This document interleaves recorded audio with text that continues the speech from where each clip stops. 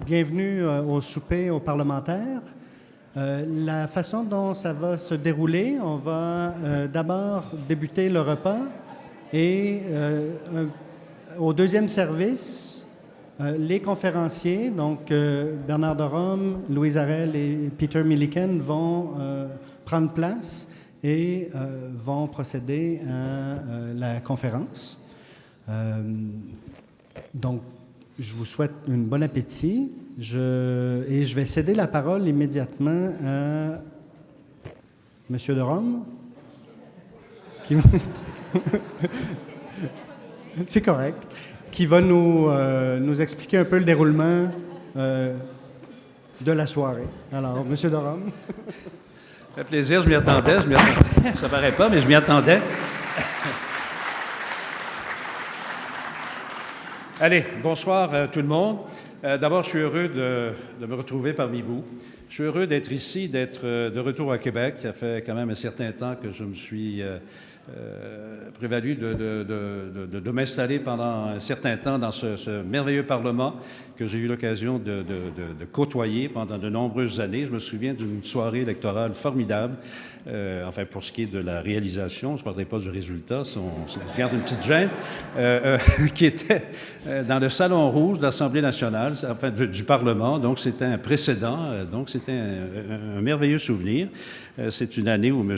Michel Chartrand m'avait envoyé ses meilleurs vœux, si vous en souvenez. Vous allez voir ça sur YouTube. Bon. Alors, écoutez, moi, je suis heureux que le département de sciences politiques de l'Université Laval ait pensé à moi pour que je vienne surtout entendre deux éminents représentants de la démocratie au Québec, au Canada, Mme Arel, l'honorable Milliken, Mme Arel tout aussi honorable, mais enfin, il aurait fallu aller à Ottawa pour obtenir un titre comme celui-là. Ça, c'est une autre histoire. Bon. Alors, écoutez, moi, le parlementarisme, je suis tombé dans cette soupe-là quand je suis arrivé à Ottawa en 1965, à Radio-Canada. Tout de suite, on m'a lancé dans le Parlement, j'étais là-dedans. Puis je veux vous dire que c'est assez épicé. Je n'avais pas besoin d'épicer, ça l'était suffisamment. Et depuis ce temps-là, je me nourris même maintenant, je suis encore journaliste, mais ayant quitté Radio-Canada de façon officielle, je me nourris encore de cette soupe qui est le parlementarisme, qui est absolument extraordinaire. Moi, je me dis que la vie parlementaire, évidemment, c'est une façon de voir la démocratie en action. Et si la démocratie est le régime politique dans lequel le peuple a le pouvoir, je pense que parfois aussi le peuple a peut-être raison de s'inquiéter de ceux et celles qui le représentent. Mais en même temps, le peuple peut peut-être aussi se poser, s'interroger aussi sur son rôle, sa participation, son intérêt face à la chose publique, face aux affaires publiques. La démocratie, c'est pas seulement dire je vais voter à tous les 4 ans. Maintenant, ça se veut un peu plus à date fixe, là, quoique c'est encore friendly user, comme dirait Bossuet. La démocratie, c'est pas seulement voter à tous les 4 ans puis dire bonne affaire de fête, puis on reviendra, puis entre-temps, ça me permet de critiquer enfin de dire ce que je pense. Et plus que ça, je pense qu'il faut montrer un intérêt, je pense qu'il faut participer, je pense qu'il y a un effort à faire là-dessus. Bon, maintenant, d'ailleurs, Churchill, qui en a lancé plusieurs bonnes au sujet de la démocratie, une que je trouve amusante, c'est quand il dit le principal argument contre la démocratie, c'est d'avoir une conversation de 5 minutes avec un électeur moyen. Je pense que ça dit beaucoup de choses. Donc, des réformes parlementaires, je me rends compte, ça m'a permis quand même de fouiller, j'ai essayé de faire mes devoirs, là, je veux dire, je me sens de service, moi, ce soir, de faire mes devoirs. Il y en a à peu près aux 15 ans, je crois, à Québec comme à Ottawa. Mais il reste, je ne dirais pas que c'est redondant, mais à chaque fois qu'il y a réforme parlementaire, je dirais que c'est peut-être en continu, mais en tout cas, on revient toujours au même thème. Les thèmes sont toujours les mêmes, ce qui veut dire qu'il y a toujours des choses à peaufiner, à améliorer. On parle de la participation donc des citoyens à la vie démocratique, à la vie parlementaire. On parle de la valorisation du rôle du député, qui souhaite avoir peut-être un petit peu plus d'autonomie, un peu plus de liberté. On parle de la modernisation du fonctionnement des différentes assemblées législatives. On parle aussi également de redéfinir les rapports entre les pouvoirs de l'exécutif et des pouvoirs législatifs. Je pense que ça revient toujours à ça. Bon. Ça va être un peu le sujet de l'échange que j'aurai donc avec Mme Harel et l'honorable Mélécune. Et moi, c'est une chose que je trouve ça extraordinaire de les voir tous les deux ce soir parce que, bon, j'ai eu l'occasion de fréquenter plein de gens du monde politique dans ma carrière. Et je le fais encore. Et je me rends compte d'une chose, c'est qu'une fois qu'ils ont quitté la vie active, comme même pour nous, maintenant que je ne pratique plus le journalisme de façon quotidienne, il y a un recul. Hein, c'est merveilleux. Et peut-être ça permet de laisser tomber d'abord la langue de bois. Hein, ça n'existe pas, ça, ce soir, la langue de bois. Et non, mais c'est ce recul des choses qui est extraordinaire. Et ça, je l'ai constaté à plusieurs reprises auprès de gens que j'ai eu l'occasion de rencontrer. Donc, ça va être ça ce soir, donc avec des gens qui nous ont présenté de façon remarquable. Madame Harel, bien sûr, évidemment, vous, moi, la première fois que j'ai entendu parler de vous, c'est les années 68, à l'époque, vous étiez vice-présidente de l'AGEC, hein, l'Association générale des étudiants du Québec, et c'était dans la foulée de mai 68 en France, des mouvements de grève avec Gilles Duceppe. Qu'est-ce qu'il y avait comme revendication à l'époque? Il y avait le gel des droits de scolarité. Est-ce que ça se peut? Un petit quelque chose, ça. Il y avait d'une deuxième université à Montréal, hein, je pense qu'il y avait ça. Et puis les gouvernements, ça allait pas. Je veux dire, non, mais vraiment, ça ne marchait pas. Hein? Bon. Alors ça, je me souviens très bien de ça. Et puis ensuite, évidemment, quand même, vous avez quand même siégé pendant 27 ans à l'Assemblée nationale, ce qui est pas rien. Vous avez quand même été ministre sous 4 premiers ministres du Québec. Vous avez même été ministre démissionnaire sous un premier ministre pour lequel vous avez servi. Vous avez été chef de l'opposition et présidente du Parti québécois, même par intérim, mais quand même, c'est quelque chose d'important. Et la première femme à devenir présidente de l'Assemblée nationale du Québec. Donc, c'est quelque chose d'important. Monsieur Mélécune, député pendant 23 ans, président des communes pendant 10 ans, vous détenez le record de longévité hein, en tant que président, et ça, je crois que c'est à travers le Commonwealth. Les éloges sont venus de partout à travers le Commonwealth au sujet de la présidence, du droit à l'information dont on parlera un peu plus tard en tant que président d'une assemblée législative. C'est extrêmement important. À plusieurs fois, vous avez dû utiliser évidemment votre vote prépondérant pour briser l'égalité des voix. Vous avez servi sous 2 gouvernements minoritaires, ça aussi, c'est pas évident. Et les gens, 3 gouvernements minoritaires, 3, je m'excuse, oui, peut-être, oui. Merci, c'est bien, oui. Et ce que les gens ne savent pas, c'est qu'à 16 ans, vous étiez déjà abonné, moi j'ai découvert ça, vous étiez abonné au Hansard, hein, déjà lorsque vous aviez 16 ans, et quelques années plus tard, vous avez fait une thèse sur la période des questions. Et je pense qu'il y aurait peut-être lieu d'en faire une autre, mais ça, c'est une autre histoire.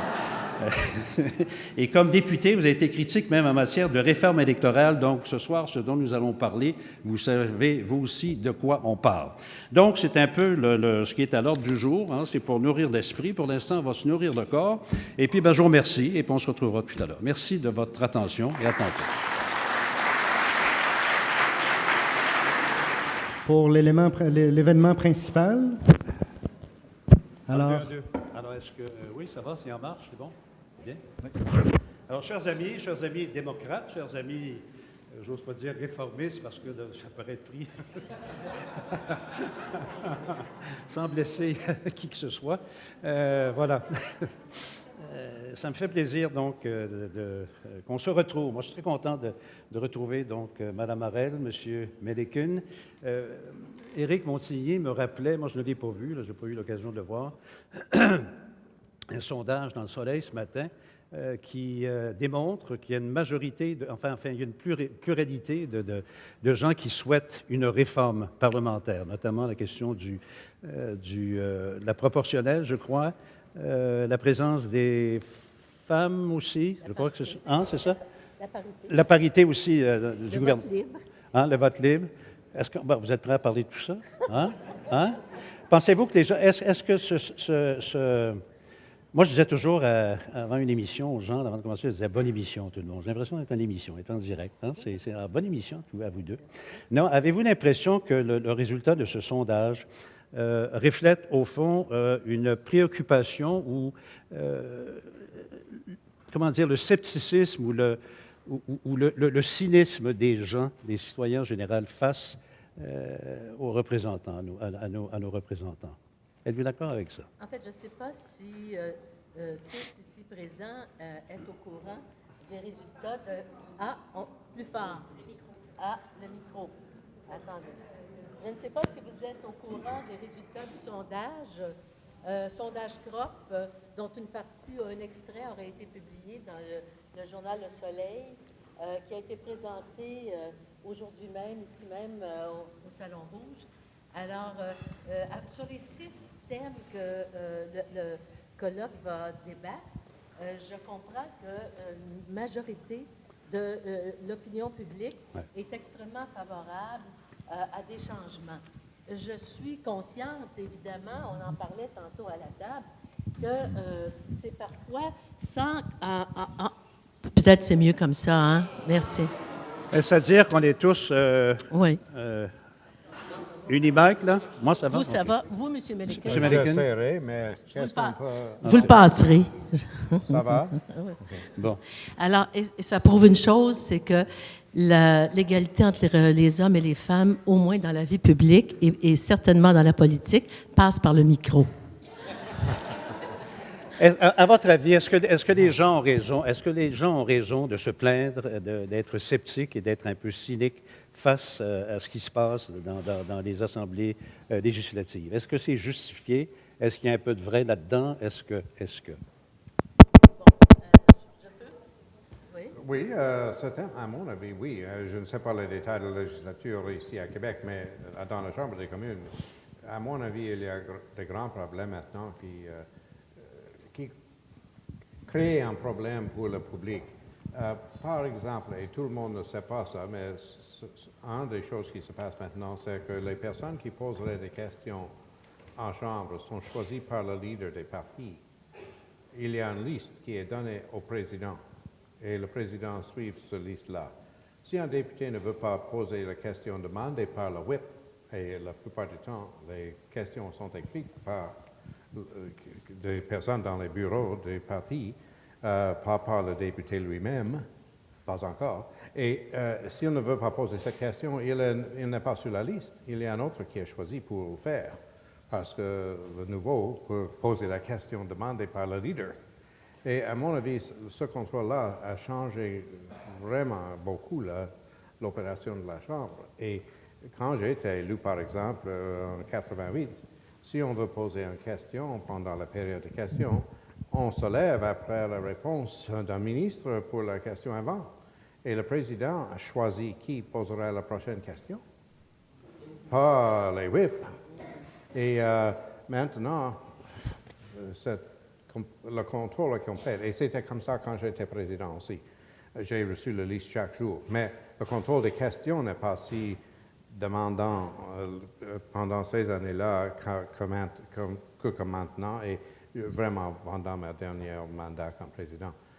C'est bien changé par le gouvernement, et l'opposition a suivi ça parce qu'il ne veut pas être dans une position où leurs questions ne sont pas si bonnes que les questions gouvernementales. Alors, c'est ça qui se passe à ce moment. Et c'est la même chose pour les discours en Chambre.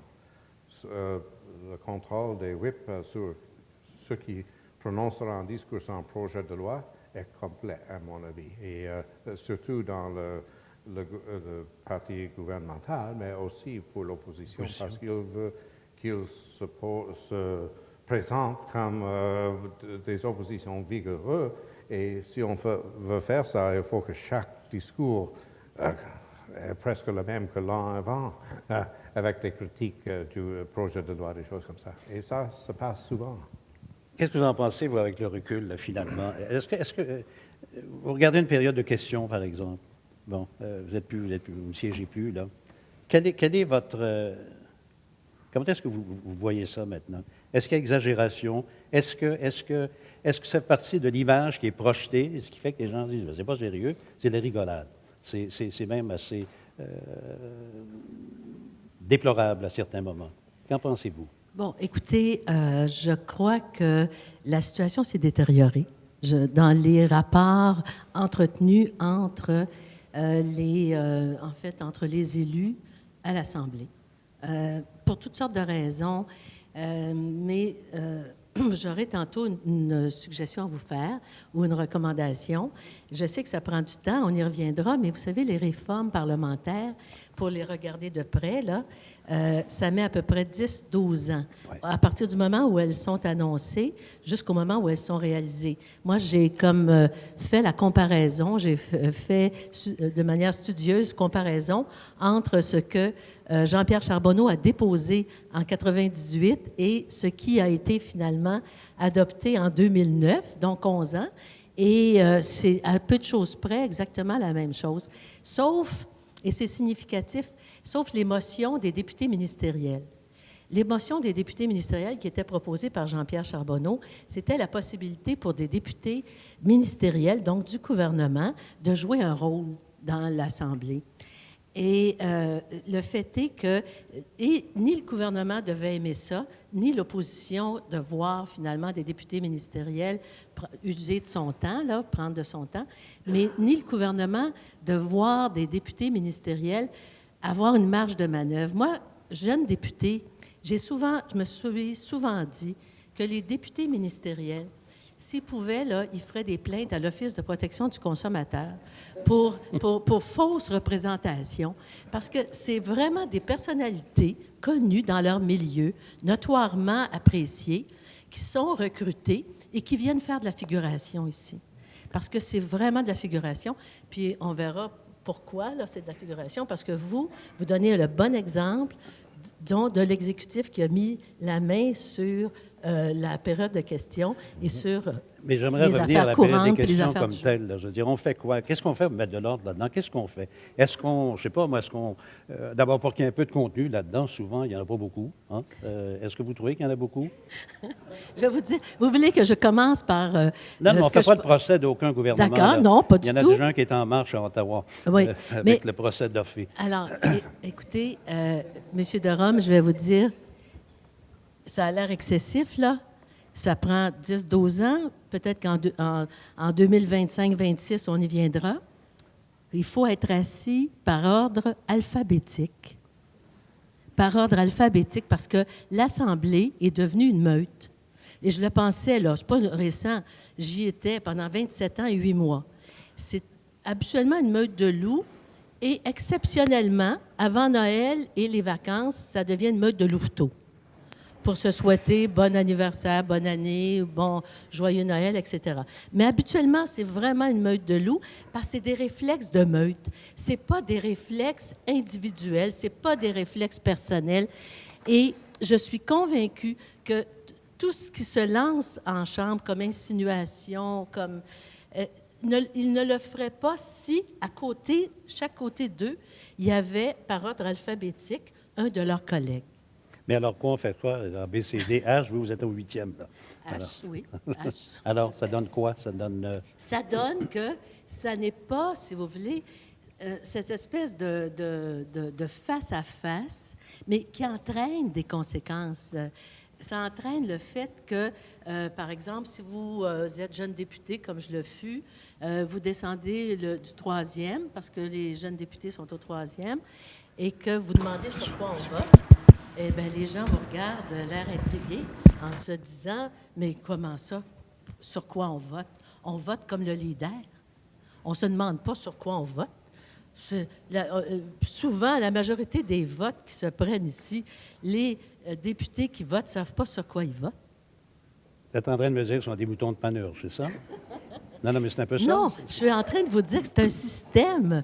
C'est un système qui est en place. C'est un système où c'est le groupe, si vous voulez, qui est dominant sur l'individu. Alors, moi, je pense que le cynisme ambiant, il vient de bien des facteurs. Ce n'est pas le seul, là. Vous savez, un des facteurs, ce sont ce qu'on a appelé auparavant les promesses électorales, qui sont devenues des engagements électoraux sur lesquels les gens n'ont plus aucune confiance. Là, si vous dites le mot engagement, auparavant, le mot promesse, ça ne voulait plus rien dire. Là, c'est le mot engagement. Là, les gens ne croient plus aux engagements parce qu'ils disent, ben, prenez les journaux hier qui faisaient le bilan d'un an. Vous voyez, il y a un an, on promettait l'indexation, par exemple, des garderies. Puis pour être égal, ce soir, je vous dirais qu'il y a 2 ans, on promettait l'abolition de l'impôt santé. Alors, finalement, ça devient des engagements qui donnent le sentiment aux gens qu'ils ont été trompés. Je le garde? Non, allez, regardez-le. Oui, M. Milliken. Je suis d'accord. Le problème, à mon avis, avec notre système maintenant, c'est que il y a longtemps maintenant, le leader de chacun des partis était choisi par le caucus, pas par les membres du parti ou pas par une convention du parti. Et ce changement de cette chose pour un système parlementaire, c'est très important parce que maintenant, le leader est choisi par tous les membres du parti et leurs appuyeurs partout au Canada. Alors, 1 million de voteurs peut-être qui ont voté pour lui. Et un des députés, beaucoup moins que ça. Alors, le leader peut dire, vous êtes seulement un député, il faut faire ce que je demande. Et ça, c'est que vous voterez comme ça, vous poserez une question comme ceci, et vous prononcerez un discours comme ça. Et rien plus que ça, en chambre en tout cas. À mon avis, c'est un grand changement dans notre système. Et surtout, le changement récemment d'avoir le leader élu par tous les membres du parti au lieu d'une convention. Et le caucus n'a pas de contrôle. Et le leader peut rejeter des députés élus en disant qu'ils ne sont pas maintenant membres du parti et ils ne sont pas membres du caucus. À mon avis, le leader ne doit avoir de tels pouvoirs. Et ça a changé le système beaucoup et ça a donné le leader beaucoup de contrôle sur chacun des députés.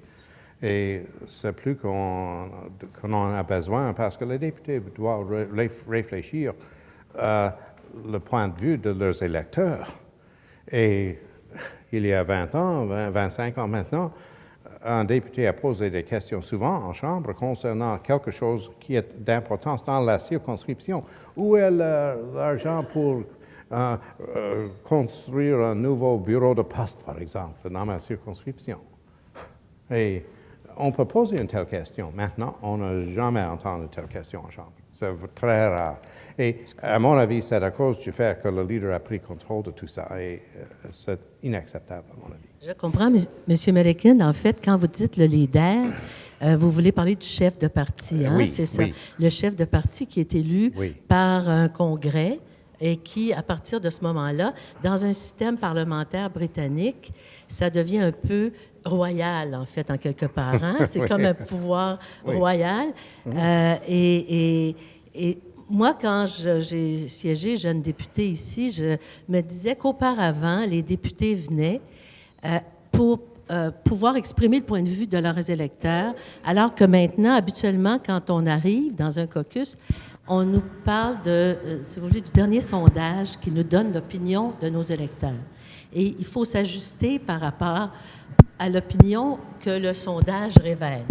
Et c'est beaucoup, beaucoup, beaucoup plus et systématiquement plus, si vous voulez, lié au sondage que finalement Vous êtes en la train de dire, politique se au fond, fait. que les députés, à l'époque, avaient peut-être plus de liberté qu'ils n'en ont maintenant. Infiniment, ça c'est sûr, infiniment.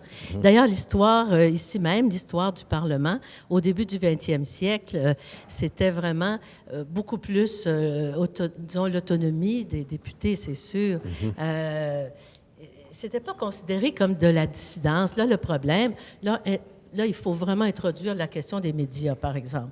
Parce que les médias jouent un jeu à cet égard. Que voulez-vous? S'il y a un vote libre, eh bien, le député, ce ne sera pas considéré comme un vote libre. Ça va être considéré comme de la divergence. Vous savez que maintenant, dans le nouveau règlement, sauf si c'est le discours d'ouverture ou du budget ou des crédits, aussi expressément, le gouvernement dit que ce sera un vote sur lequel il met sa confiance en jeu. Sinon, la règle générale, c'est le vote libre, imaginez-vous. C'est depuis 2009. J'ai essayé de savoir, il y en a eu combien de votes libres. Il y en a eu quelques-uns, mourir dans la dignité, mais c'était un vote libre autorisé. Hein? Moi, personnellement, j'ai vécu ici... C'était libre pour tout le monde, là. C'était libre pour tout le monde, puis c'était autorisé par le caucus. C'est très bien, c'est un début.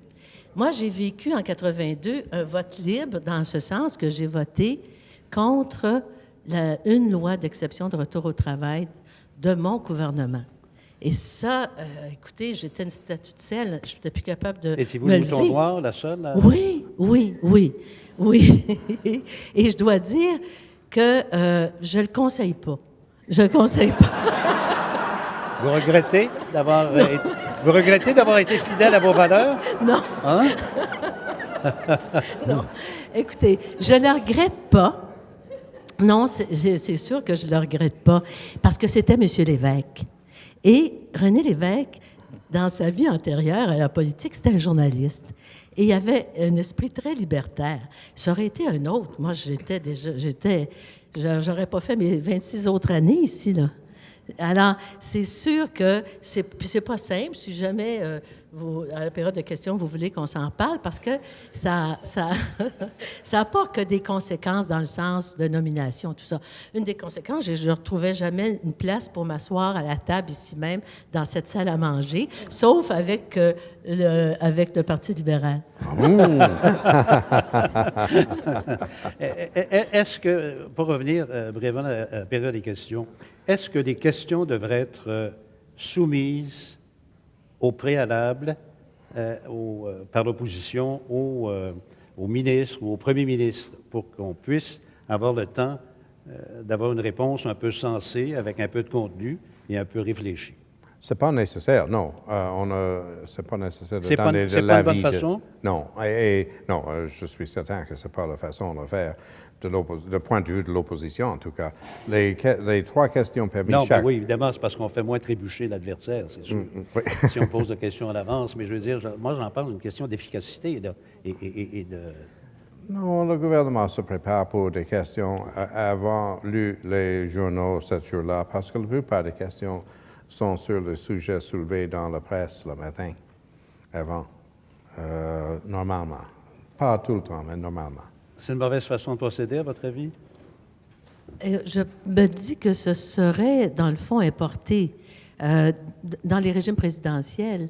Hein, je pense qu'il y a ça, parce que les secrétaires d'État ou les ministres ne viennent pas nécessairement, ils ne sont pas partie intégrante. Ici, l'exécutif est partie intégrante du Parlement. Et plus encore, là, on le voit avec la période de questions. Moi, je recevais la liste des questions à la fois du gouvernement et de l'opposition.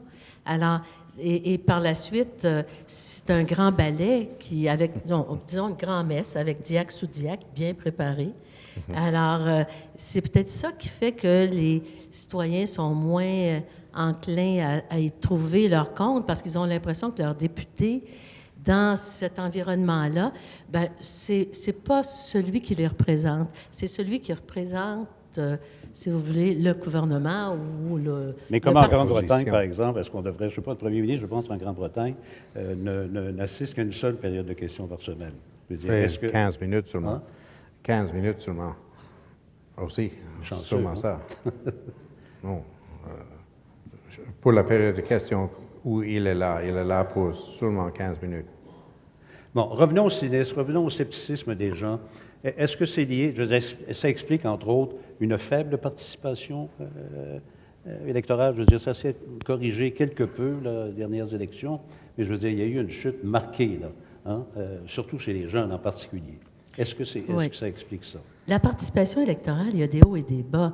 Vous voyez, je crois que c'est 2008, c'était 57 Oui.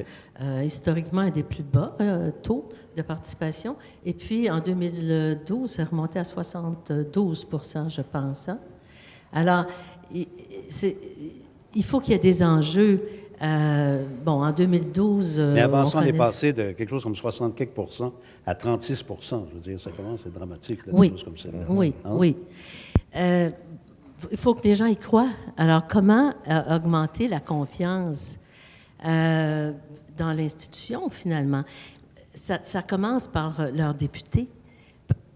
Le fait est, bon, moi, j'abolirais, en passant, là, dans les campagnes électorales, plus d'autobus des médias, plus d'autobus de campagne. Parce qu'il n'y a plus de campagne. Il n'y a que la campagne du chef. Le candidat ou la candidate dans un comté, on n'entend plus jamais parler.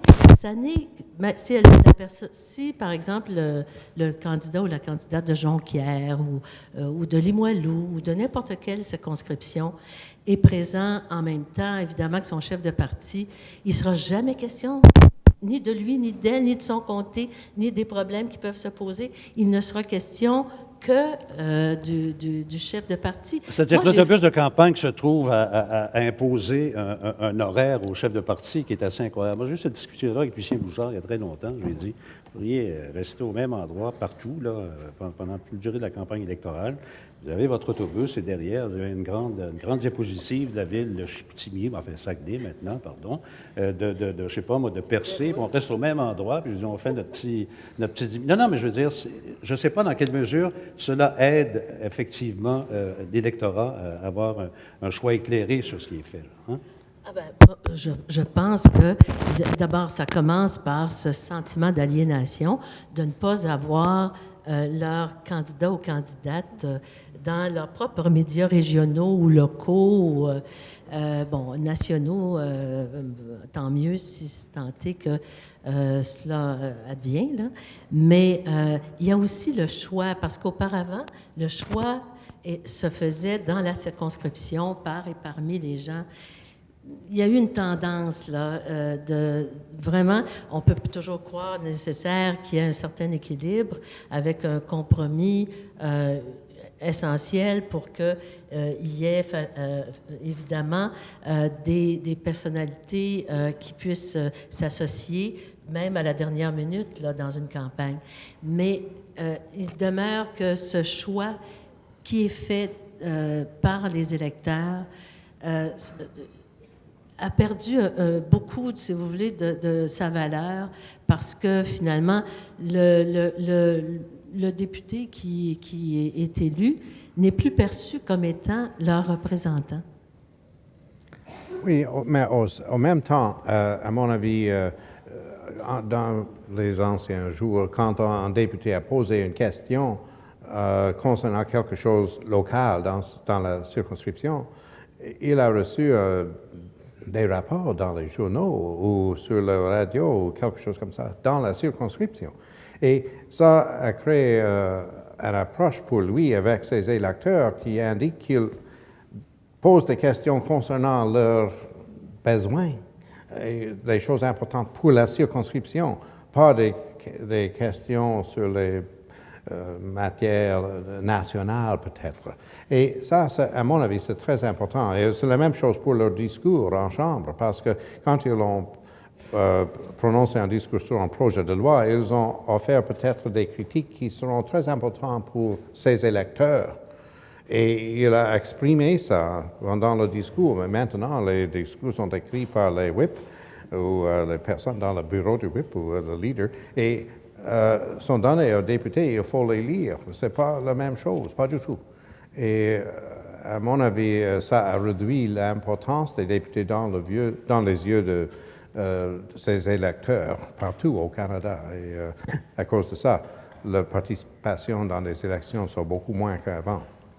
Trouvez-vous, de façon générale, des députés, enfin les backbenchers, les députés derrière moi vont s'en plaindre, que les pouvoirs maintenant soient concentrés particulièrement dans les mains du premier ministre en particulier? Est-ce que vous trouvez qu'ils ont raison de s'en plaindre? Est-ce que le contrôle est trop important au bureau du PMO, comme on dit? Bien, écoutez, vous faites référence, peut-être que la population n'est pas si consciente que mais je parle des députés, ce contrôle. Moi, je parle pour les députés. Les députés ont le sentiment, sûrement, que leur marge de manœuvre est de plus en plus limitée. Mais pour une foule de choses, notamment la période de questions ou encore les interventions qui peuvent être faites. Mais je crois que il y a toute une réflexion à faire sur la question du vote libre. À partir du moment, là, en Angleterre, je pense que c'est beaucoup plus fréquent. Mm-hmm. Ici, à Québec, nonobstant les partis politiques, la ligne de parti est très, très, très importante. Moi, j'appelais ça la dictature de la ligne de parti quand j'ai été élue à 34 ans. Puis ensuite, je me suis pas mal accommodée avec la ligne de parti parce qu'on n'aurait pas fait les pas de géante en conditions féminines si on n'avait pas eu la ligne de parti. Je ne suis pas sûre que la perception automatique des pensions alimentaires.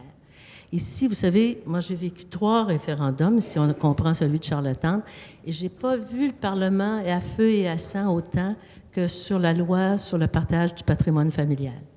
Là, c'était vraiment très, très, très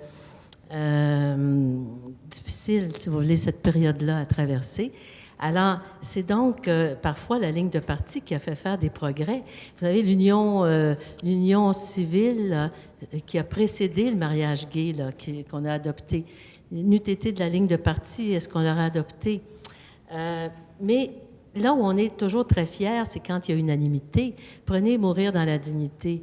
Il n'y a pas eu unanimité, mais il y a eu un très large consensus. Et il y a eu...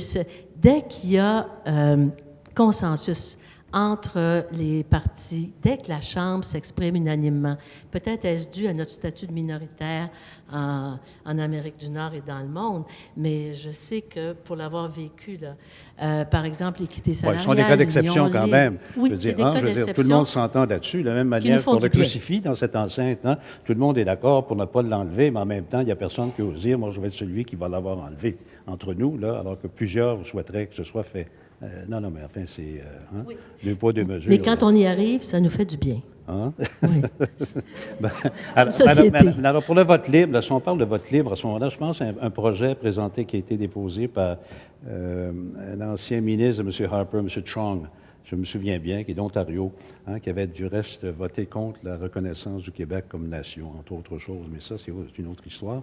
M. Chong a présenté un projet de loi à un moment donné dans lequel on donnait plus de pouvoir aux députés, notamment le droit de dire qui va siéger dans le caucus, le droit de démettre le chef de parti. Est-ce qu'on peut aller aussi loin que ça pour donner plus de pouvoir aux députés, lui donner un rôle un peu plus signifiant, je dirais? À mon avis, c'était une bonne idée. Pas chaque chose dans la projet de loi, mais il y a des autres qui étaient éliminés aussi, j'ai entendu dire, mais je ne sais pas tous les détails de ça. J'ai été sommé comme témoin dans le comité qui a étudié le projet de loi. Mais à mon avis, c'est une bonne idée et les députés doivent avoir plus de pouvoir. Par exemple, si on veut avoir le leader d'un parti élu par tous les membres du parti, au niveau national, par exemple, à mon avis, le caucus doit avoir le pouvoir de dire non. C'est inacceptable ce que nous avons choisi, nous aurons un autre vote. Des choses comme ça. À mon avis, ça sera une bonne idée. Parce que quand le système parlementaire a été créé, le leader était choisi par les députés. Oui. Et ça, c'est important, à mon avis, pour le travail des députés, qu'ils travaillent ensemble, comme en équipe. Et s'il y a un leader qui peut dicter n'importe quoi, c'est pas comme ça. Et le pouvoir des députés est beaucoup diminué ou éliminé. Et je n'aime pas ça. Alors, c'est des choses comme ça qui sont importantes, à mon avis, pour le système à fonctionner proprement. J'aimerais vous entendre, à moins que vous y ajoutiez quelque chose là-dessus. Simplement pour qu'on se rappelle que c'est possible de faire des grandes réformes. Par exemple, ici, il y avait un conseil législatif qui a été aboli en 69. J'ai fait le reportage en 69 là-dessus. C'est vrai. Alors, il a été aboli suite au rapport de M. Bonenfant, je pense, en 64. Il y a eu des modifications assez substantielles aux commissions parlementaires. Il y a une commission de l'administration qui a été introduite. Là, il y a des modifications qui le sont maintenant. Et la règle, ça a toujours été, et dans l'histoire, là, de le faire de manière temporaire. C'est très difficile d'imaginer de tout de suite changer. Comme là. une taxe, ça devient permanent. Oui, mais oui, si vous voulez la comparaison. Mais par exemple, l'élection du président à la présidence au scrutin secret, ça s'est fait, mais ça s'est fait de manière transitoire en disant on l'essaie et si ça marche, on le garde. Et puis finalement, il y a eu comme ça bon nombre de modifications. Par exemple, l'adoption des lois spéciales, des lois Bayon. Il y a déjà eu en 92, moi j'y étais, 28 lois adoptées dans une seule soirée. Alors que maintenant, c'est évidemment plus possible. Il faut une motion d'exception pour chacune des lois. Bon, il y a des modifications majeures comme celles-là qui sont quand même introduites et c'est possible de faire des réformes. Vous, à Ottawa, vous avez le directeur parlementaire du budget. Oui. Moi, je pense que cette institution du directeur parlementaire du budget à Québec est essentielle, vraiment nécessaire. Parce que là, la population a beaucoup de difficultés à accepter de ne pas avoir finalement une information juste, tellement que les médias vont de plus en plus se Madame, M. substituer. Coitus, ce qu'il en pense. Les médias se substituent. Par exemple, Radio-Canada va faire ça s'appelle pas la vérité des faits, ça s'appelle l'épreuve des faits. L'épreuve des faits, alors ça devrait se faire ici, l'épreuve des faits. Reality check. Exactement. C'est quoi, tes allées? Reality check. Reality check, oui. Oh.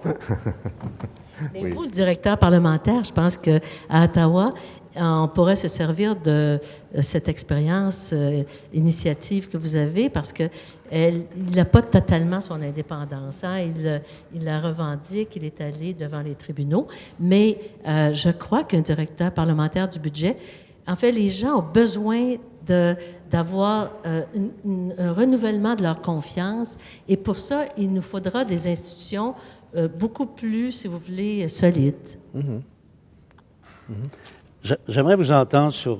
évidemment, vous avez été président de l'Assemblée nationale, vous, pendant 15 mois. C'est ça. 15 ans de mois. Vous, quand même, pendant 10 ans. Mais quand même, de ce point de l'observation assez particulier, qu'est-ce que vous retenez? Je pense, par exemple, à vos relations avec l'exécutif. Ça marchait comment? Il y a eu des moments... En gouvernement majoritaire, c'est plus facile qu'en période de gouvernement minoritaire. Vous qui avez connu 3 gouvernements minoritaires. Pas beaucoup de différence, à mon avis, avec la difficulté du travail. On a des choses à faire certainement avec les membres du gouvernement sur le rôle diplomatique, par exemple, avec des réceptions, avec des ambassadeurs, des visiteurs des autres pays, des choses comme ça. Pas des présidents, mais des autres visiteurs qui veulent rencontrer, signer le livre d'or, des choses comme ça. Il y a beaucoup de ça. Mais ça, c'est une réunion très vite avec peut-être le ministre de quelques des ministères qui accompagne le visiteur dans mon bureau ou quelque chose comme ça, mais seulement ça, pas beaucoup plus que ça. Alors, les relations avec le gouvernement n'est pas si difficile, mais une des choses qui s'est passée un jour, c'était intéressant. Il y avait un vote sur un projet de loi introduit par un député conservateur quand il était en opposition pendant le gouvernement minoritaire de M. Martin. Et c'est un projet de loi qui a changé le nombre d'années en prison pour des crimes, plusieurs différents crimes, des choses comme ça. Et c'est quelque chose que j'ai toujours opposé quand j'étais député qui a participé dans les débats. En tout cas, ce vote s'est passé, c'est un vote égal entre les non et les oui. Le greffier n'a pas mentionné ça à moi, il a simplement annoncé le résultat. Et, oh mon Dieu, c'est l'étape de deuxième lecture du projet de loi. Et j'ai dit, c'est l'obligation du président de voter pour continuer les débats, alors je voterai en faveur de deuxième lecture et je déclare la motion adoptée. Il y a eu un grand applaudissement des conservateurs et horreur des libéraux. Ils étaient choqués que j'ai voté comme ça. Et après le tumulte terminé en Chambre, et les députés, la plupart étaient partis, j'ai dit deux députés conservateurs qui étaient là dans leur siège, c'est un grand précédent, mes collègues. Oui, Monsieur le Président, bien fait, grand précédent, très bien fait. Vous savez qu'il y aura un vote la semaine prochaine sur le budget à l'étape de deuxième lecture, le budget du gouvernement à l'étape de deuxième lecture. Maintenant, je voterai évidemment dans la même façon. Et, il était horrifié. Et ils sont partis de la Chambre pour informer leur whip. Alors, il y a une semaine ou deux après, il y a un autre vote égal à l'étape de deuxième lecture du projet de loi implémentant le budget. Et j'ai voté pour la deuxième lecture pour continuer le débat. Pas d'applaudissements de personne en Chambre cette jour-là. Tout le monde a attendu ça avant et ça s'est passé. Mais c'était amusant parce que ça sauvait le gouvernement de défaire en Chambre. Mais brièvement, il y a dû y avoir des périodes assez difficiles, même lorsque M. Martin était au pouvoir. Je veux dire, lorsque l'histoire du scandale des commandites est survenue, par exemple. Ça devait être assez délicat pour vous comme président de la Chambre, n'est-ce pas? Un peu. Hein? Mais encore? Mais au moins, j'ai eu le président avant et personne ne peut me critiquer pour avoir voté pour le gouvernement en ce cas-là. Pas du tout. J'étais chanceux.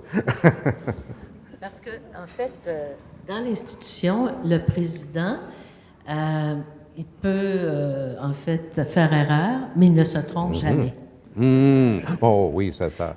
Voilà. J'ai oublié ça. Ça, c'est important, là, parce qu'on est conscient qu'on peut faire des erreurs, mais on ne peut pas se tromper, n'est-ce pas? Parlons un peu des travaux parlementaires, si vous permettez. Est-ce que vous diriez que le Parlement fait contrepoids aux décisions de l'exécutif?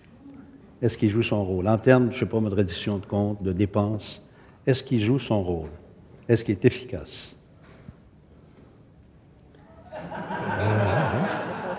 Il y avait des votes où le Parlement a demandé la production de documents, par exemple, qui sont opposés par le gouvernement, des choses comme ça. Il y a un sage là, de sciences politiques qui avait dit il y a plusieurs années, il disait que le Parlement,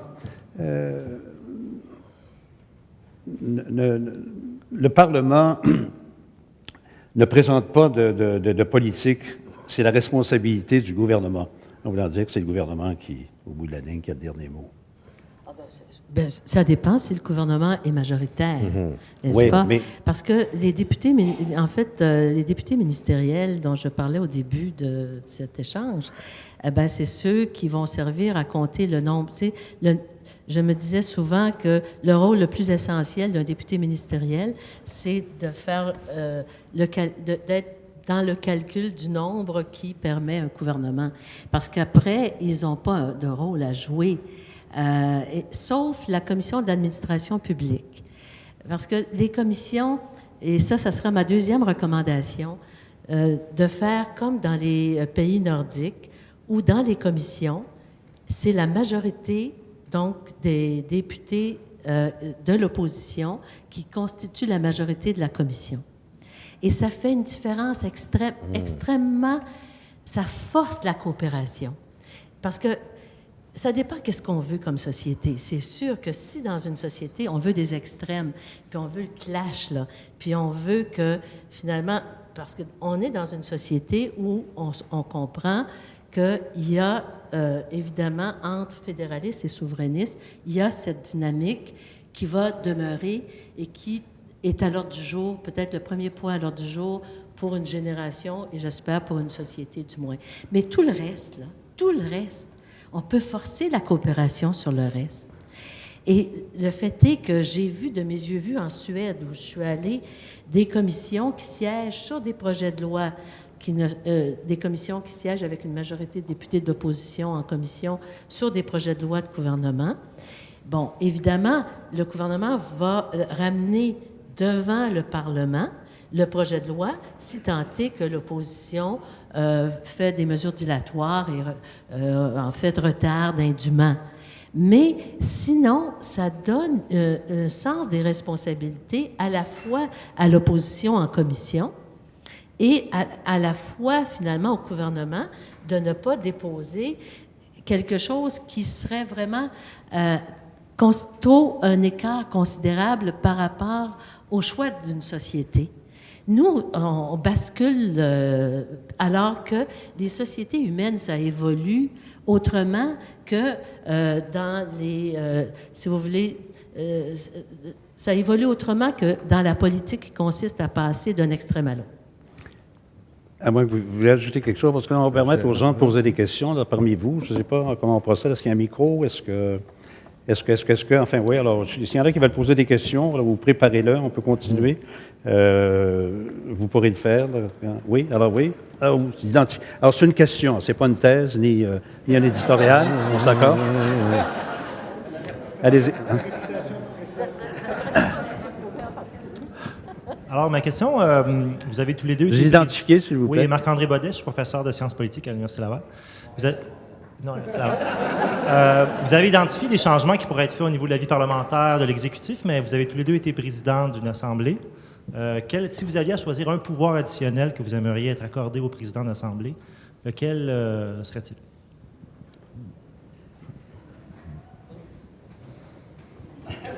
Oh, c'est à vous, n'est-ce pas? Un pouvoir additionnel à la présidence de l'Assemblée. Mon Dieu, c'est une bonne question, ça. Oui. Bon, il y en a un certain nombre, je vous dirais. Par exemple, les nominations faites par le gouvernement.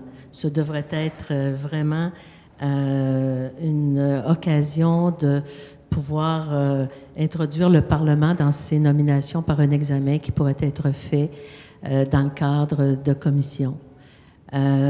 Notamment, moi, je vous dirais aussi, moi, j'introduirais les référendums d'initiative populaire. J'introduirais des référendums d'initiative populaire. On se plaint que les citoyens... De votre propre chef ou... Ben, il me propose de choisir. Non, d'accord. Oui, c'est bon. C'est bon. Vous me proposez de choisir.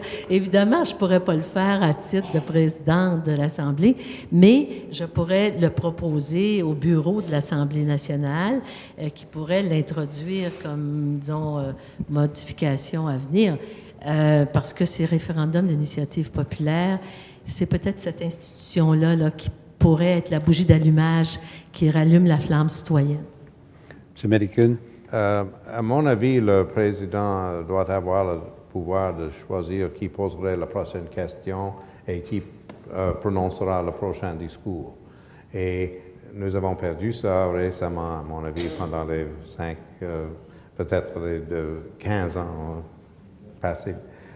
Et nous devons le changer pour permettre au président de faire ça. À mon avis, ça donnera plus de pouvoir aux députés. Oui, le whip peut contrôler qui prononcera un discours parce qu'il peut insister que seulement un député de son parti se lève après le discours avant. Mais c'est difficile. Et à mon avis, si ça se passe tout le temps, le média créera un problème pour le whip en faisant tout ça. Alors, nous devons avoir peu de pouvoir au président, à mon avis, pour choisir ses députés, parce que avec ça, on peut permettre à tous les députés à participer dans les débats et dans la période des questions. Pas tous les députés, mais beaucoup plus que maintenant. Mais dans votre temps, Mme Harel, ou même vous, M. Médicune, quel était votre droit de regard, d'intervention? Quelle était la marge de manœuvre que vous disposez comme président d'une Assemblée législative? En fait, ça se passe au Québec dans le cadre de ce qu'on appelle le Bureau de l'Assemblée nationale, qui est une institution dans laquelle on retrouve les leaders des partis politiques. Et c'est une négociation permanente. C'est une négociation permanente. La présidence de l'Assemblée, c'est une négociation permanente, du moins à Québec. avec les vice-présidents également, parce que maintenant, il y a 3 vice-présidents, et tout ça a évolué dans le temps. Hein. C'est au cours des dernières années là, que la 3e vice-présidence est intervenue. Éric me faisait rappeler justement, sous ma présidence, le multipartisme qui a été reconnu. Alors, tout ça est en évolution, mais ici, à Québec, c'est une négociation permanente. Et je pense que la réforme devrait être permanente aussi de l'Assemblée nationale. La réforme des procédures, la réforme parlementaire elle-même, ça devrait être un mécanisme permanent. Dans la Chambre des communes, il y a un groupe qui se réunit en secret, c'est le bureau de régie interne. Et ça est le groupe qui décide le budget de la Chambre, le montant du budget et comment on dépense tout ça, et les règlements concernant les dépenses des députés. Et vous signez le chèque? Un chèque pour chacun, oui. Mais le président de la Chambre est le président du bureau de régie interne. Okay. Et il y a, quand j'étais là, 4 députés du gouvernement, 2 de l'opposition officielle et 1 de chacun des 2 autres partis reconnus en Chambre. Maintenant, ils sont seulement 3 partis, alors je crois que c'est seulement 3 du gouvernement, 2 de l'opposition officielle et 1 de l'autre parti, le Parti libéral en Chambre, et le président. Et ce groupe a beaucoup de pouvoir, vraiment, et toutes les réunions sont en secret. Mais beaucoup de pouvoir, ce qui veut dire, exemple? Beaucoup de pouvoir concernant le budget de la Chambre et le budget de tous les députés aussi, et les règlements concernant leurs dépenses. Et nous n'avons pas de grands problèmes comme au Sénat, à mon avis, à cause du fait que les règlements sont très directs du bureau de régie interne et ils sont bien renforcés. Alors, il n'y a pas beaucoup de problèmes avec les dépenses des députés. Question.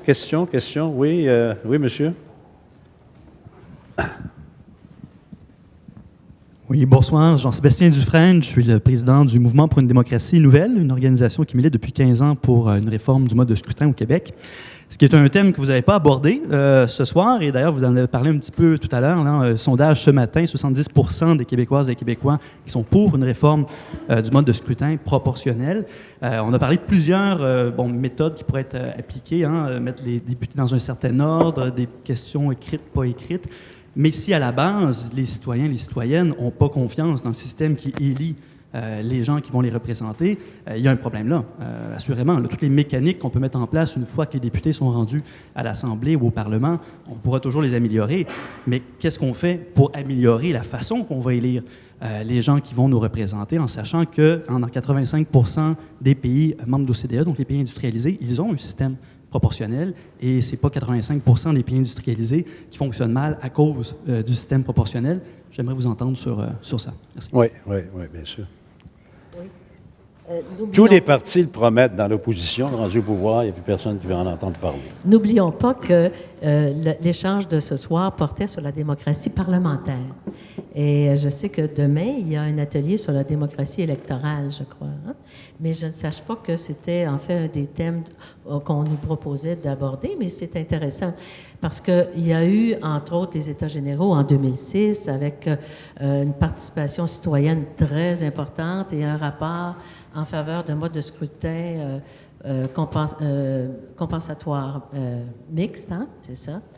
Et évidemment, ça se balance avec une Chambre des régions parce que mode de scrutin compensatoire mixte, encore faut-il comprendre là, que, je vous donne simplement l'exemple suivant.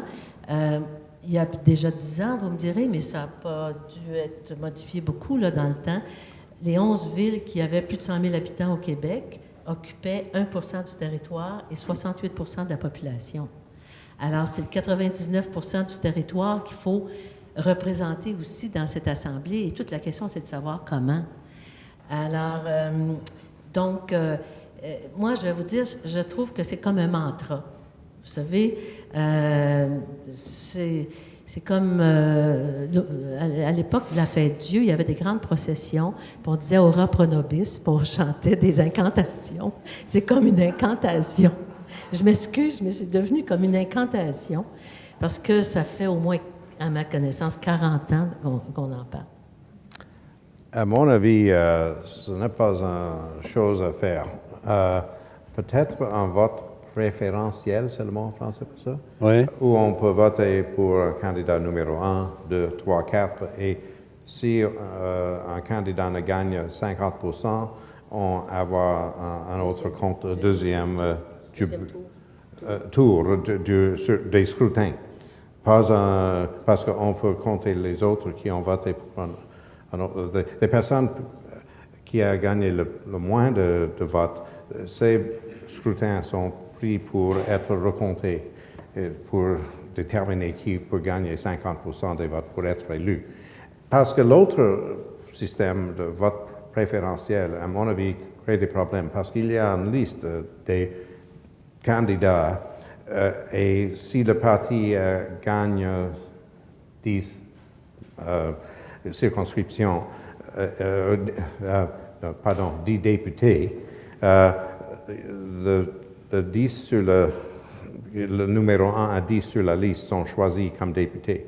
Et si on regarde dans les pays où ça se passe comme ça, à mon avis, la plupart des personnes au sommet de la liste sont des plus grandes villes.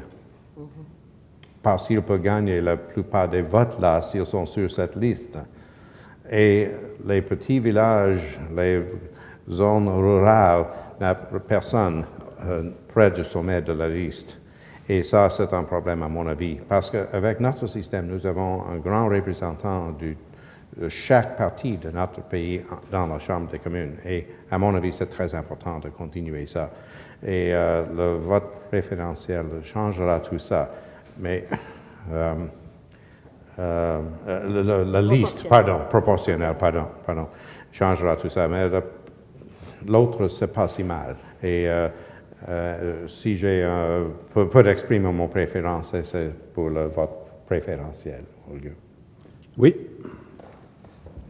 Okay. Bonjour, Bonsoir. Tasha Kerry-Lynn, journaliste. Hello. De la part je ne sais pas s'il y a beaucoup de médias ici, mais je veux juste poser la question parce que vous avez mentionné particulièrement vous, Mme Harel, que les médias, vous avez critiqué un peu leur attitude face aux journalistes, aux parlementaires.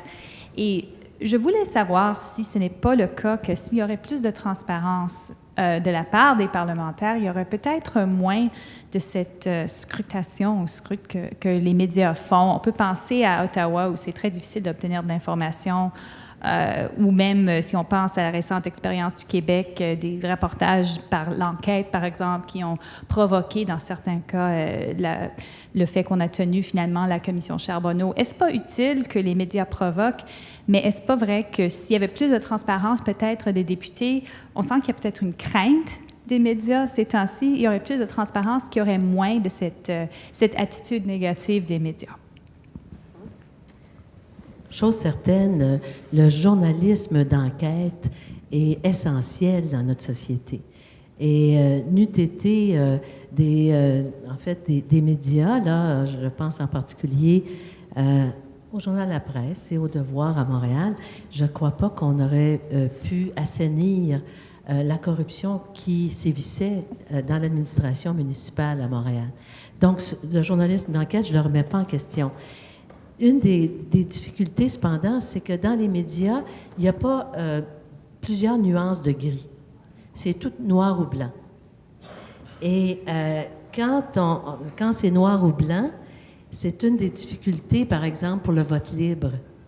Alors, pour le vote libre, c'est bien sûr que si tant est qu'il n'est pas, disons, autorisé au sens où on l'a vécu avec mourir dans la dignité, mais parce qu'il devient comme une exception, alors que dans le règlement adopté depuis 2009, c'est la règle. La règle, ce serait le vote libre, sauf si expressément le gouvernement désigne des projets de loi comme remettant en cause sa responsabilité et avec quelques exceptions majeures comme discours du budget ou discours d'ouverture. Et c'est sûr que les médias auraient tout un apprentissage à faire. Ce ne serait pas simple au début. Parce qu'au début, ce serait envisagé comme de la dissidence, et ce serait finalement présenté comme de la division interne. Et à partir de là, il y aurait des supputations sur la perte de leadership, de la direction, sur la perte d'autorité. Et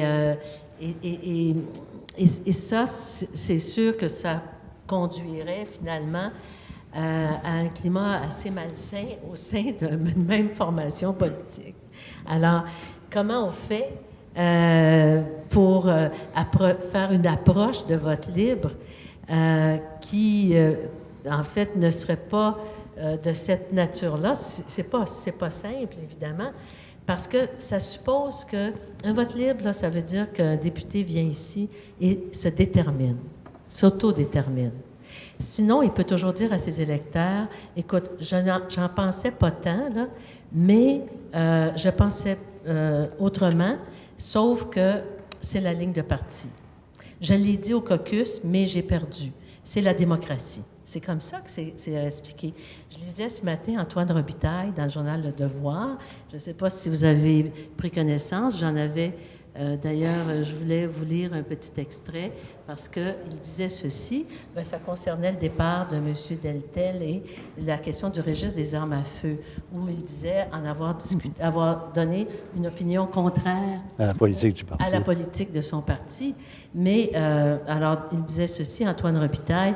Autrement dit, être un élu, c'est exprimer ses convictions derrière des portes closes pour ensuite les taire et ensuite se muer en perroquet du caucus. Alors, vous voyez, il y a toute une conception derrière ça. Et c'est ça qui est perçu par la population. C'est-à-dire que, finalement, l'élu ne s'autodétermine pas. L'élu, finalement, prend il n'est pas fidèle à ses valeurs. Pas fidèle à ses valeurs, pas fidèle à ses convictions, a exprimé souvent des convictions fortement contraires à celles, finalement, qu'il va voter parce que c'est la ligne de parti qui a prévalu. Et comment on gère ça? C'est ça qu'il faut gérer, du moins au Québec, à mon point de vue, là, c'est l'élément central. Vous êtes d'accord avec ça, M. Malikin? Pas de désaccord, certainement. Bon, une dernière question peut-être? Oui, Madame. Ma question est à M. Meliken. Vous n'avez pas parlé beaucoup, donc je veux vous faire participer. Les dépenses des députés et des sénateurs. Bon, ici... C'est un terrain glissant, ça. Pardon? Un terrain glissant aujourd'hui, ça. Bon, en tout cas, ici... Pardon? C'est devant les tribunaux, ça, aujourd'hui. Non. Je ne veux pas aller dans les tribunaux. Non, je ne veux pas te parler de cas précis. Je cherche à savoir comment c'est balisé. Par exemple, ici, les députés, je ne parle pas des salaires ni des indemnités, je parle du fonctionnement d'un bureau de député, du fonctionnement du député lui-même, dans sa relation avec le Parlement, etc. Toutes nos dépenses sont contrôlées. Il y a des fonctionnaires qui regardent ça à la loupe, qui te disent il y a des dépenses autorisées, pas autorisées. Et quand on fait des erreurs, on nous ramène ça, etc. Là, ce que j'apprends, c'est qu'il y a des possibilités que certains députés puissent utiliser leur budget de fonctionnement pour leur parti. Et pour le Sénat, on peut dépenser dans n'importe quel poste budgétaire, puis il n'y a pas de contrôle. Est-ce qu'il y a des balises ici? Oui, lesquelles? Je ne sais pas les détails des règlements du Sénat, pas du tout. Dans la Chambre, il y a certains règlements adoptés qui sont publiés. Ils sont disponibles pour le public à lire. Ils sont dans les mains de tous les députés parce qu'il faut soumettre leurs dépenses pour être approuvés par des personnes qui travaillent pour le bureau de régie interne. Et des personnes là regardent chaque réclamation d'un député pour leurs dépenses et si c'est autorisé, c'est payé. Sinon, c'est refusé. Et le député peut rendre appel au bureau concernant la décision. Il y avait plusieurs de ces appels, mais normalement, ils étaient rejetés à cause du fait que la personne qui a décidé la question a rendu la décision correcte.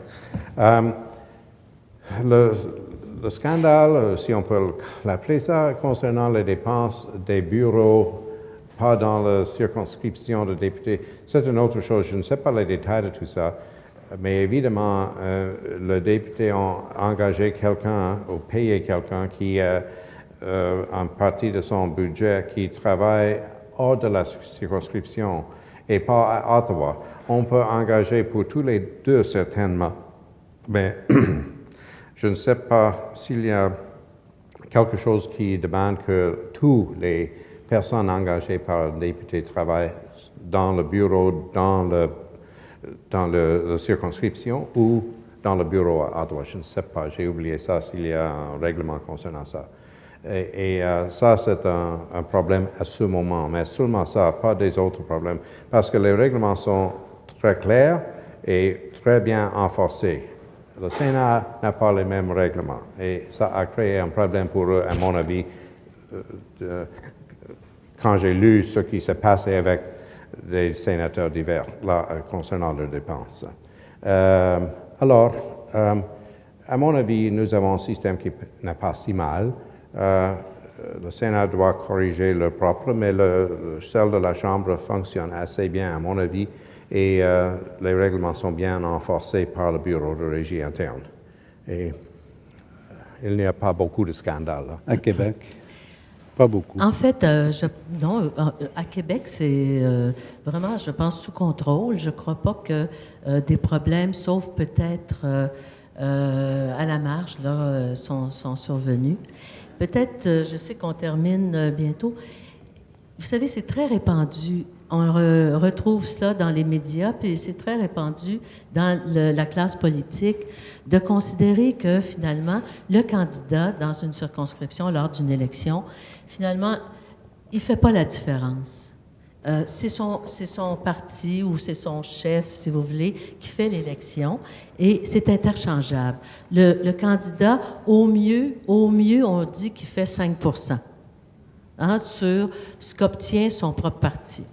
Disons qu'il va au point de départ avec le pourcentage de votes obtenus par le parti, puis s'ajoute au mieux 5 et ça, c'est exceptionnel, ce 5 parce que ça pourrait être beaucoup moins. Alors, c'est comme si de plus en plus, et ça, c'est très répandu, cette idée que c'est interchangeable. Vous auriez quelqu'un à la place, et puis ça serait du pareil au même. La vieille idée là, du ruban rouge autour de, enfin, peu importe le... Oui, mais en fait, à l'époque, c'était dans certaines circonscriptions seulement. Ouais, bon. Alors que là, maintenant, ça devient, si vous voulez, d'une certaine façon, quelque chose qui est plus collectif, c'est-à-dire que l'élection se fait sans avoir besoin, si vous voulez, d'hommes et de femmes qui font la différence dans leur milieu. Bon, je sais qu'il y en a qui font vraiment la différence dans leur milieu. J'ai Agnès Maltais devant moi, mais c'est des cas d'exception.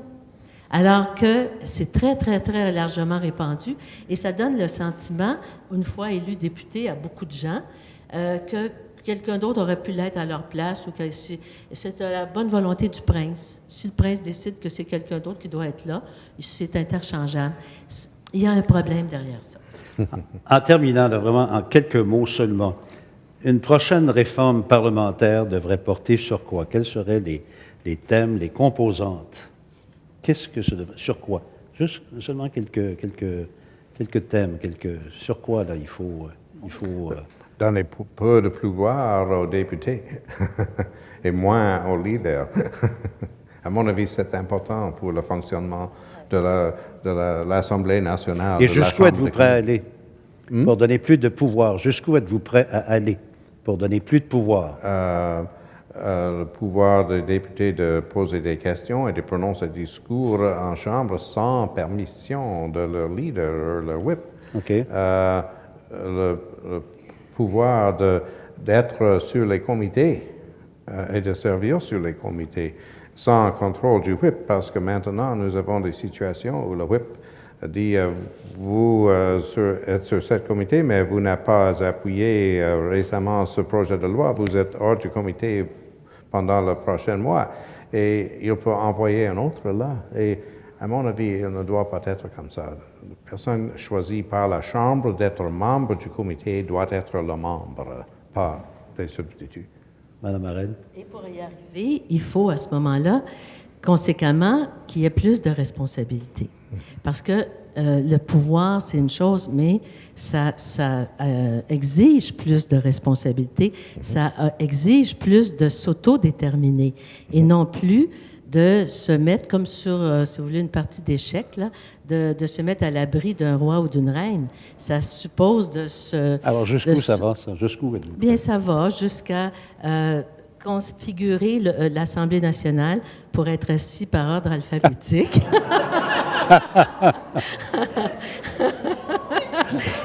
Et, oui. Et pardon? Vous êtes pour? Et puis, ça va jusqu'à avoir des commissions où la majorité vient du pluralisme. Bon, alors c'est l'ABC de la réforme, parlementaire. En 2026. Bon, ben, je pense qu'on doit les applaudir pour leur participation et leur sagesse. Merci beaucoup à vous deux. Merci, Mme Arel. Merci. Honorable Mélécule. Merci beaucoup. Un plaisir d'être ici. Oui, amusant. Oui, un plaisir. J'ai une annonce à faire suite à cet événement. Donc, j'aimerais d'abord remercier Mme Arel et M. Milliken pour votre grande générosité et votre spontanéité. C'est un exercice qui, je crois, a été fort apprécié. Un grand merci. Merci, M. Doron, pour avoir animé cette soirée. C'est très apprécié. Des bons invités. Une autre main d'applaudissements. Des bons invités. C'est fun. OK. Alors, je vous promets, je vous libère dans 7-8 minutes sans faute pour que vous puissiez aller vous reposer afin d'être plein d'énergie demain lors de la reprise des travaux du colloque. Alors, pendant que nos trois conférenciers reprennent leur place, j'inviterai Patrick Taillon, qui est derrière moi, à se joindre à moi sur la scène pour la remise d'un tout nouveau prix de la chaire. Patrick Taillon est professeur de droit à la faculté à l'Université Laval et est membre du comité scientifique de la chaire de recherche sur la démocratie et les institutions parlementaires. Donc, je suis très fier d'annoncer ce soir le lancement du prix de la chaire sur la démocratie et les institutions parlementaires. Ce prix a pour but de souligner la contribution exceptionnelle d'un individu à la compréhension, la promotion, le fonctionnement ou à la qualité de la vie démocratique québécoise. À partir de cette année, le prix sera octroyé aux 2 ans et permettra d'honorer une personne issue des milieux médiatiques, académiques, politiques ou de la société civile. En créant ce prix, la chaire souhaite encourager, à sa façon, les individus à s'engager dans leur communauté afin de renforcer notre démocratie québécoise. C'est un grand plaisir pour moi de remettre le tout premier prix de la chaire sur la démocratie et les institutions parlementaires à M. Bernard de Rome. Il va sans dire que sa candidature a fait l'unanimité auprès des membres du comité scientifique de la chaire.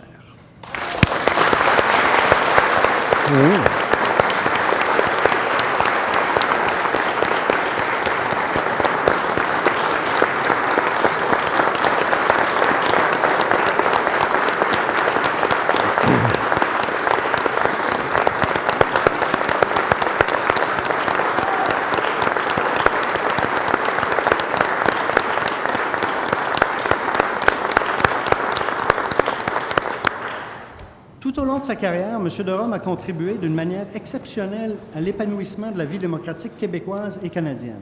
À titre de chef d'antenne du téléjournal de Radio-Canada, fonction qu'il a occupée pendant 33 ans, si je ne me trompe pas, il nous donnait rendez-vous quotidiennement afin de nous aider à mieux comprendre le monde dans lequel nous évoluons.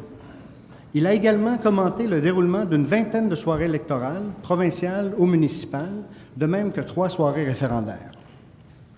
Qui, au Québec et au Canada français, ne se souvient pas de son proverbial « si la tendance se maintient », prononcé lors de chacune de ces soirées électorales.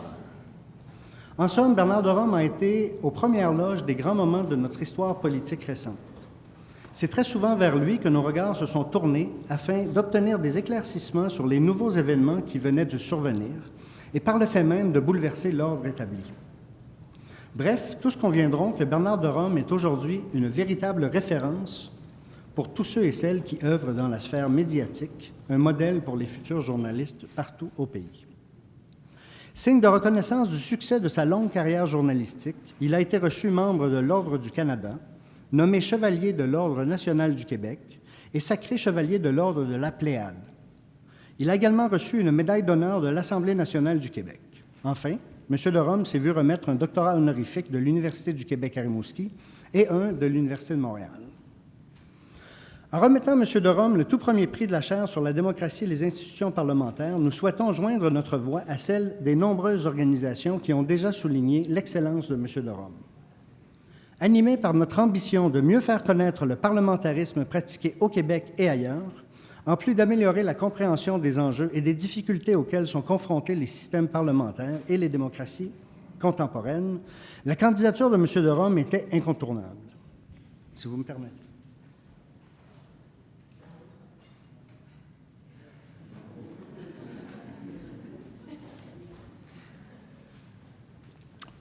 Ça va mieux. Donc, sur une note plus personnelle, j'aimerais profiter de cette tribune pour vous dire que M. de Rome a accompagné tant l'éveil que l'approfondissement de l'intérêt que j'ai développé envers la politique. Pour illustrer mon propos, je vous dirai simplement qu'il était à la barre du téléjournal depuis quelques années seulement lorsque je suis venu au monde et qu'il a quitté cette fonction que 3 ans après mon embauche à titre de professeur à l'Université Laval. Je suis convaincu que je ne suis pas le seul dans cette situation. Nombreux sont ceux qui ont appris à comprendre la politique à vos côtés, M. de Rome. Vous avez indubitablement joué un rôle déterminant dans l'épanouissement politique de nombreux Québécois et Canadiens francophones. Vous avez toute ma reconnaissance ainsi que celle de tous ceux qui ont eu la chance de vous côtoyer de cette façon à travers les ondes de la télévision. J'en suis certain. Je conclurai en soulignant l'intelligence, le charisme, la rigueur et bien entendu l'impartialité de M. de Rome. Monsieur de Rome, toutes mes félicitations pour tout ce que vous avez accompli au long de votre carrière. Votre héritage est grand. En espérant que ce modeste prix vous anime à continuer de contribuer à mieux faire connaître les différentes facettes de notre démocratie, à cet effet, on me dit que vous avez plusieurs projets de documentaires en cours. Et si une seule tendance devait se maintenir, souhaitons que ce soit celle de votre contribution à la vie démocratique québécoise et canadienne. Monsieur de Rome, merci.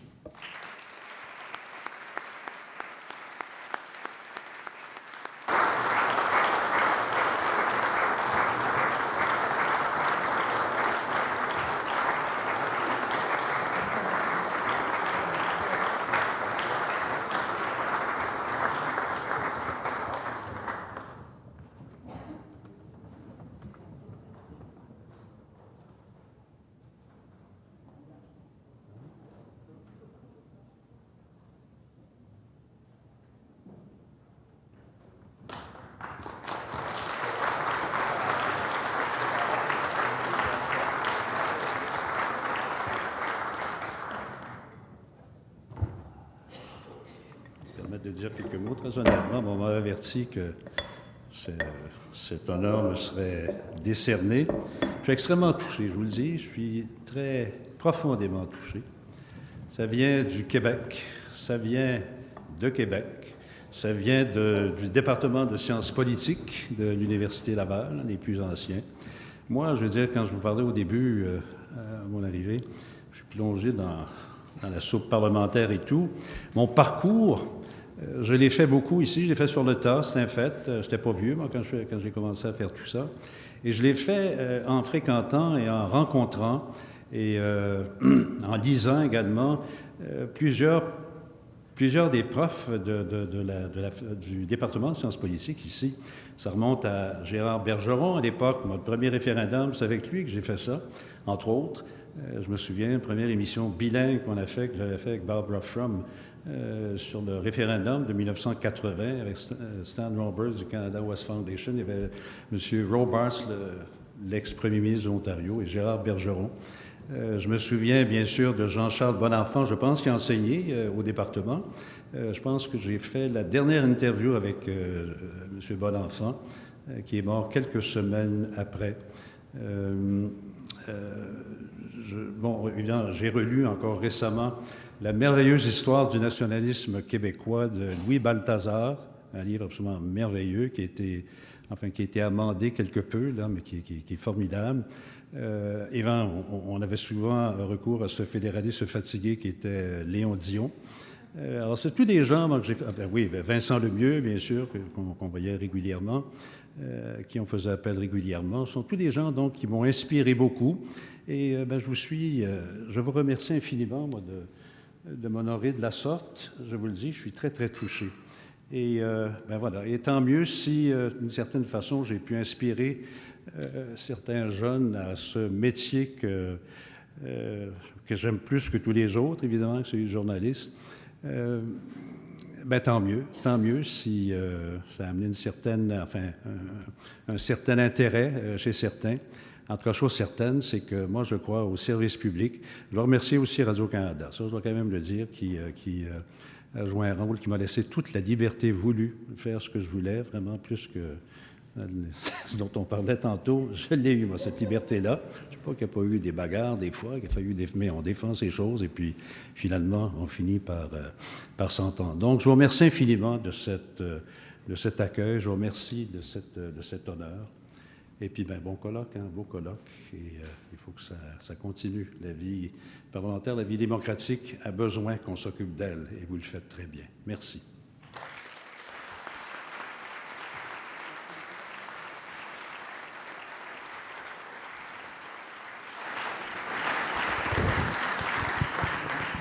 Alors, c'est ce qui met fin à notre programmation aujourd'hui. Merci encore, M. Derome. Merci à vous tous d'avoir été présents tout au long de la journée, d'être restés jusqu'à 7 heures. Et il ne me reste plus qu'à vous donner rendez-vous demain matin. Les travaux reprendront au Salon Rouge à 8h30. Merci. Bonne soirée.